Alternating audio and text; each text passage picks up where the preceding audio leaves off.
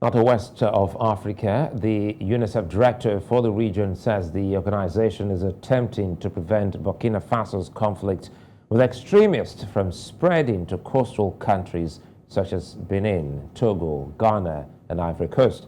The move comes as 1/5 of schools in Burkina Faso has been closed because of the violence. News Central's Omoniyi reports. Half of all schools in Burkina Faso are closed, with more students staying away as groups linked to Islamic State and Al-Qaeda go on a brutal rampage of violence across the landlocked country.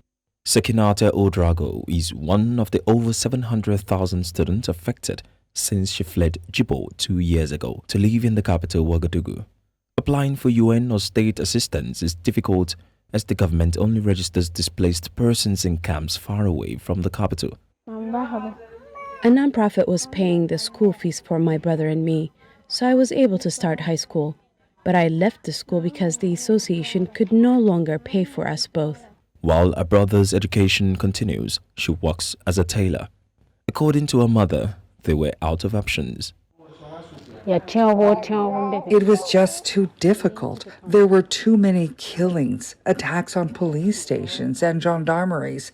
That's why we left, so we wouldn't get caught up in it. The violence in Burkina Faso has been ongoing for 7 years now, but in the past 2 years, coastal countries on the southern border have been reporting violence too.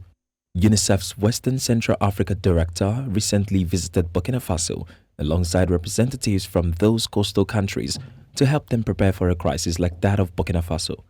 Benin, Togo, Ghana, Côte d'Ivoire are reporting attacks on the border areas. These are relatively limited, but what we can see is the rhythm is picking up. It is a reality, it's not just a possibility. UNICEF is working with those countries to extend essential services in the north. These include education for displaced children and building social cohesion, something analysts say was lacking in Burkina Faso and partly responsible for the conflict. Sekinata, however, misses her history and geography classes. In primary school, I liked history and geography because they taught us about the past and things we couldn't have imagined.